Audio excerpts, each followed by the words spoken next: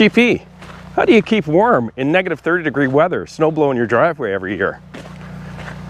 Well, my secret? I don't wear any pants. If you stick around, I'll show you why. Well, I won't show you, but I'll tell you why. Welcome back to GP Outdoors. I learned over the first 2 winters that I started using the snowblower on my B2601 not to start using the blower until I had a good firm base of packed snow and ice, 3 or 4 inches on the driveway, gravel frozen. Otherwise, a lot of your gravel is going to end up in the forest. I'm hoping you can see the grade of my driveway from this angle. You'll notice that in this part of my driveway I have a crown. A crown being that the left side where my tires run is lower than the middle of the driveway, and then it drops down, it's lower on the right side. So basically your driveway has a hump in the middle, a crown. If your driveway's not frozen and you have not packed down a few inches of snow with your vehicle traffic and got it really nice packed hard, you're going to drop 560 pounds of steel on top of your driveway. Because it's linear, that bottom bar is going to sit on the highest part of the driveway, which is your crown. Once you start pushing forward, it won't take long before you see a whole bunch of stones flying out of the chute of your snowblower. It's because what you're doing is you're shaving the crown out. Because remember, there's no ability for your snowblower to be turned left or right or angled like you can on a 3-point hitch. It's just linear, it sits flat like this. And even though the left and the right side of the driveway are below the middle of the driveway, that 560-pound blower is going to sit right on your crown.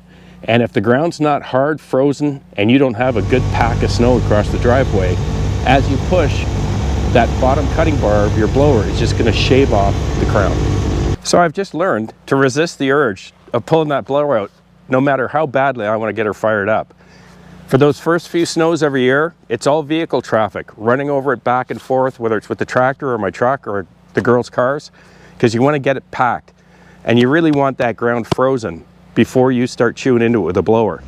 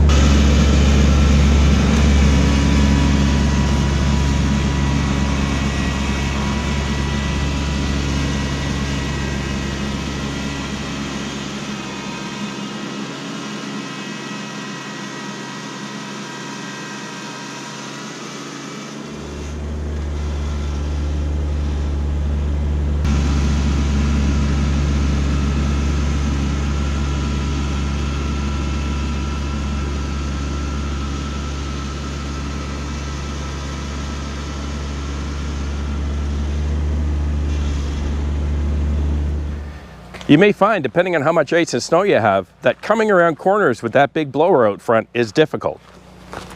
Well, if you've got the old B2700 series type blowers, they're about 450 pounds of weight. My new 2980 I have, which is a commercial blower, is 560 pounds. You've got a compact tractor, your blower is down on your driveway in float, because you probably leave it in float most of the time, so that it'll float with the driveway or the changes in the grade of the driveway. As you come around the corner, you're turning the wheels and you're trying to turn, but you've got momentum and 560 pounds going that way. So it's difficult for those tires or those treads, even in four-wheel drive, to turn the corner for you. I believe the reason for that is because you've got the 560 pounds on the ground. It's not on the front axle because you're in float. So there's 2 things that have worked for me over the years. Well, 3 if you really want to get fancy. The first, unstrap the back brakes and use either independent pedal to lock or to slow or to brake one wheel or another, which will force the tractor to turn for you. The second one is, as I start to creep up on the next corner, I slow right down speed-wise, and I slowly start to turn the front wheels a little bit at a time. So I kind of get it started before I get to the corner. And I find most of the time I'll get through. But the last and most effective means, as I'm approaching the corner, I pull the blower out of float and I just kick back on my joystick a bit, just enough to lift that blower off the ground and to put that 560 pounds of weight back on my front axle. Now my tires have traction because it's carrying 560 pounds on top of it. You'll turn every time. As soon as you finish your corner, drop it back down into float and keep going. One of the first and the most important things I've learned to do before I mount any of the blower or the subframe onto the tractor, I do all my lubrication, all my greasing. I get every zerk, everywhere I need to shoot chain lube or any other type of lubrication on the rods, because once it's mounted on the tractor, there are several grease zerks you're not going to be able to reach, which means they're not going to get greased. On the blower, you can get every single grease zerk, the ones in front here on either end of this auger, ones under here on your back sprocket, but you'll see this little drive shaft that goes right back and meets the fan as well as your K-connect. Right in this little hole here, there's a grease zerk under there. And in order to get to it, you need to be able to spin the front auger to get the zerk to show up in this little window. And it's very, very difficult to try to get a grease gun in here once you have the K-connect pressed in here. But you can get it, it's just not easy. But what you can't get once it's mounted are a few of the grease zerks on your subframe. One here on top, there's also one down in here, and there's a couple others which you will be able to get, although they'll be very difficult once it's underneath your tractor. But this guy, for example, you'll never be able to get that once it's mounted. And I believe the one inside there needs to be approached from, I believe it's the top here. The bottom line is, get your greasing and all your lubrication done before you mount her up. Trust me, it's a whole lot easier. And if you have the opportunity to do it before it becomes -10 outside, even better. Because grease guns don't like cold temperatures. And that grease is going to become like glue or like gum in cold temperatures. It's kind of hard to get it out of the gun and through the nipple. Can I say that? Nipple? Grease nipple. One of the most important lessons I learned that very first winter was to never put grease inside this gear or this ring, which works off of this motor and makes your chute turn left and right. As I mentioned, even if you buy that fancy grease that has that, I forget what it's called, there's a chemical in it that's supposed to make it better for winter, the grease becomes like glue in really cold temperatures, and you'll find that your chute won't turn. And you think there's something wrong with the tractor, but in fact what it is the grease is so gummed up inside this gear, underneath this ring, that it can't turn. It's pretty much glued shut. So you may remember, I think it was video number 29 or 35, way back 5 years ago. We had to bring this thing into Guy's garage, unbolted this, took the ring off, used a heat gun and a putty knife, got all of the grease out of there, cleaned it all up, and the only thing I ever use on it now is chain lube. I shoot it up every time I go out to blow the driveway, keeps it nice and lubricated, never freezes on me. And for confidence, I did call my Kubota dealer and I spoke to one of the mechanics who also agreed that when they PDI'd this first blower for me, they should never put grease in here. And in fact, when I got this 2980 last year, there was no grease in there. If it's your first year with the blower, are you starting to find that your chute will turn no problem to the left, but the chute won't turn to the right? Your snowblower is not broken. Let me show you what I also learned the hard way the first year. Come on in. As many of you know, one of the benefits of buying the Kubota years ago, after I looked at the other various different tractor makers, is that Kubota has some pretty fancy valves on their joystick. They have what they call a cornering valve, which some of you have already figured out, which means that instead of going to the side to dump or to curl in or forward to drop, backwards to lift, you can in fact pull it into the corner and allow it to do two functions at once. You're probably familiar now that if you push the joystick into the detent, you feel that click or that resistance, it drops your loader arms into float. All good. So after you've hooked up your blower, your hydraulic chute rotation works pretty simply. You curl in to turn your chute to the left, but when you go to dump, you'll notice the chute won't turn right. You have to push into the detent on the dump function in order to get the chute to turn. Took me a while to figure it out. I thought something was broken, but it doesn't work on the dump. The Kubota has another detent on the dump function, and you've got to push it all the way over. When you feel that click, then your chute will turn to the right. If you're running a cab model, do you find that your windows keep fogging up in the wintertime? Let me show you how I figured out to stop it from happening. Let's hop in.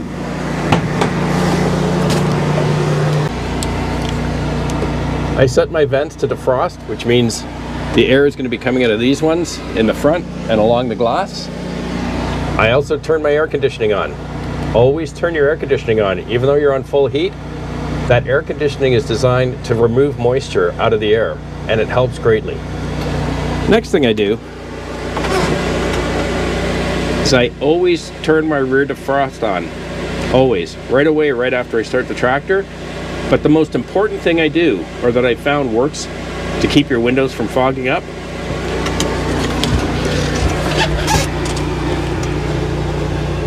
is this fresh air vent you have right behind your head. You'll notice you have two settings, recirculation and fresh air. It may be counterintuitive because it's negative 30 degrees out, but you want to leave that on the fresh air setting. If you push it to recirculate, generally speaking, it's you breathing hot, humid air into a very small enclosed glass space. You'll fog up. Give it a shot. Let me know if it works for you. And hey, I know it's nice and toasty warm in there, but just in case, I'd highly recommend you bring a jacket and gloves and a hat, because you don't want to be a mile down the driveway and have something happen where you have to walk all the way back to the cabin and you have no jacket and it's cold out. Try to make sure to bring extra shear pins with you in the cab or in your open station in your toolbox. Not only do I bring the extra shear pins, but make sure you've got the right size sockets or wrenches to fit it. And one other thing that I found is really helpful is to bring a hole punch. Quite often what happens, especially in the cold, is when that bolt shears, the shank of the bolt stays inside the axle. It doesn't all come out. And if it's cold out, it'll be frozen to the steel. So having a little hole punch like this that you can slip into the hole and knock the rest of the bolt out of the hole and clear it so you can get the new one in, super handy. And for reference, this 2980 has two different size shear bolts depending on whether it's the bolt by the back sprocket that breaks or the one on the auger itself. You bet. Since day one, that very first winter of 2017, and for every winter since, I have always added this clean flow diesel fuel conditioner to my fuel. I've never ever once, knock on wood, had a gelling problem. And you folks know I've run that tractor and it's as cold as negative 35 Celsius. And for reference, for you good folks in the States, negative 40 Fahrenheit is equal to negative 40 Celsius. At the same time I had this diesel conditioner, I also tried out this product I'd seen on a YouTube video called a portable fuel filter. I got it off of Amazon. I think it was around 35 bucks. And I don't know if you can really see in there or not, but there's a filter. I believe it worked because its purpose was to separate any moisture or any water out of your diesel fuel as you were pouring it into your gas tank. The challenge is that it tends to filter very slowly. So you're holding that 20-liter gas can up, you know, with your Popeye muscles, trying to pour it in a little bit at a time while it slowly filters through. But in all fairness, on several occasions, I did see water in the bottom of this funnel. So I think it worked. Either way, I stopped using it because one, it was just a little too cumbersome for me, but two, I've never had a problem. And if you're not using this or some kind of a product like it, I'd highly recommend you try it out. It takes literally 10 milliliters. It's, you know, a quarter of a cat full is all you need in every fill, and I've never once had a gelling issue. For me, and I imagine for most if not all of you, operating that tractor is a joy. It's kind of a time I get away from everything else. I love doing it. It's one of the biggest enjoyments I get every week. And it's no different in the wintertime. A lot colder, especially if you're out blowing snow for a mile through the forest and it's super cold out, or you've got large winds, or a lot of snow while you're trying to blow.